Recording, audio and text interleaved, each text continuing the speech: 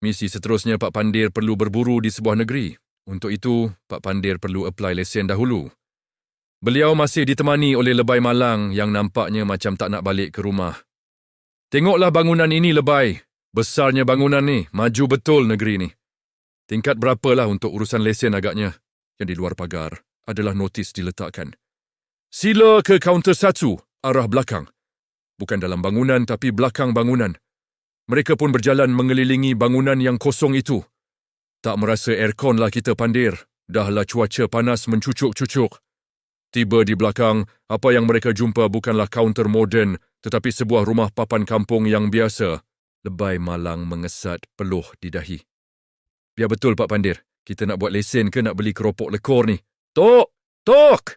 Tok! Pak Pandir mengetuk pintu kayu itu dengan penuh harapan agar urusan mereka cepat selesai. Pintu dibuka.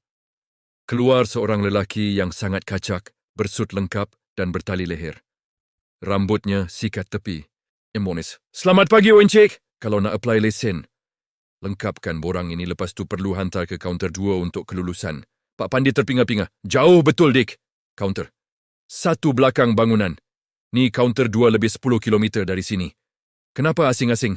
Pegawai itu membetulkan tali lehernya. Oh, kami dasar work from home. Pegawai yang jarak 10 kilometer dari rumah ke pejabat boleh kerja dari rumah. Lebay Malang menyampuk sambil menunjuk ke arah pagar pejabat yang hanya 10 langkah dari situ. Tapi rumah encik belakang ni je. Itu jarak dari pejabat ke rumah. Tapi dari rumah saya ke pejabat lebih 10 kilometer. Encik tak perlu banyak soal. Imam, pintu ditutup rapat. Pak Pandir dan Lebay Malang hanya mampu berdiri kaku di tengah panas terik. Kini, mereka berdua terpaksa berjalan di bawah matahari yang membakar untuk mencari kaunter 2 pula. Aduh, panasnya. Menyesal pula aku ikut kau, Pandir.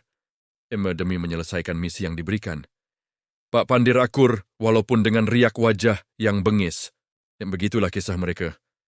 Admin di istana bukan tahu pun susah payah mereka nanti kalau hantar klaim.